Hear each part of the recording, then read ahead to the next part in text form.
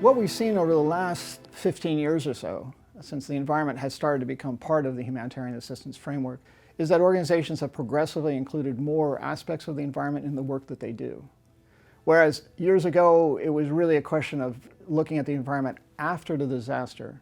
Today, people are incorporating environmental issues directly into the disaster response. And this is good progress that's being made, but the challenge that we face is that it's not being made consistently.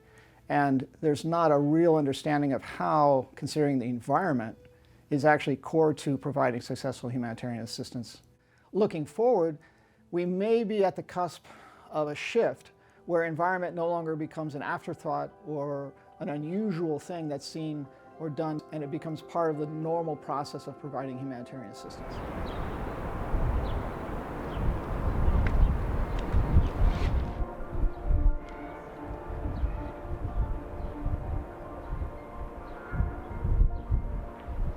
Avec tout ça, on va essayer de faire un extincteur pour si jamais il y a le feu qui commence, on le stoppe pour éviter que ça se propage.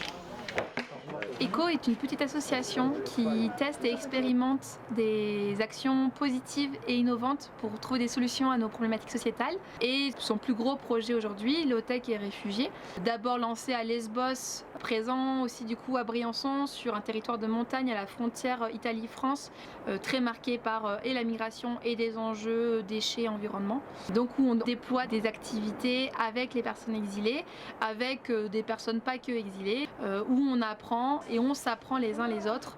Donc qu'est-ce que c'est que des systèmes low-tech? Ce sont des solutions technologiques qui ont pour particularité d'être utiles, d'être accessibles tant d'un point de vue financier qu'en termes de compétences, parce que justement on peut les fabriquer et les réparer soi-même.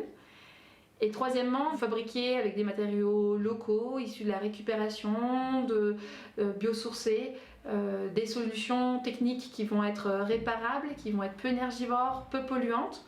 Donc des exemples de systèmes low-tech, c'est par exemple un cuiseur solaire, une éolienne maison, un frigo du désert. La dernière fois, je suis parti à la déchetterie, j'ai vu plein de vélos comme ça sont jetés. Les gens, si on récupère et qu'on repart, c'est bien au lieu de jeter. Parce que si tout le monde jette les vélos, je pense que c'est pas bien pour l'environnement. La plupart des actions dans l'urgence humanitaire, ça consiste à apporter une couverture, apporter un toit, des aliments. Du coup, d'intervenir au tout début à Lesbos avec l'OTEC et réfugiés, alors qu'on est dans un contexte d'urgence, sur une approche on fait avec les personnes, pour les personnes, par les personnes, c'est très différent des approches conventionnelles. Et en valorisant du coup les savoir-faire des bénéficiaires et en valorisant les ressources considérées comme des déchets qui sont disponibles sur le territoire.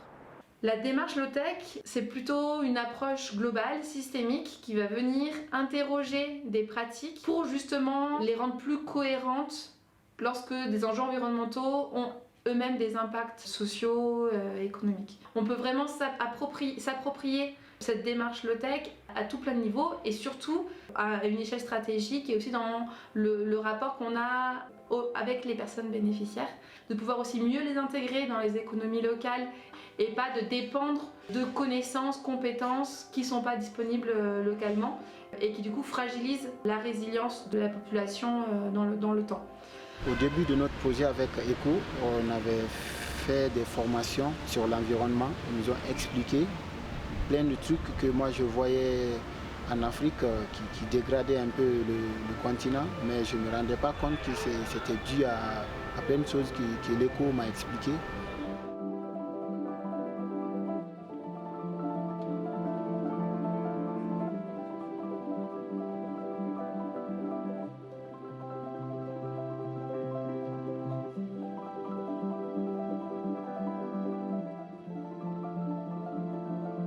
Aujourd'hui, on peut plus, selon moi, segmenter les choses et avoir une approche pansement. En tout cas, dès qu'on a les moyens d'avoir une approche plus cohérente et de lier les choses, c'est important qu'on le fasse. Ça permet d'avoir une action en profondeur sur les causes des problèmes et pas juste sur les conséquences.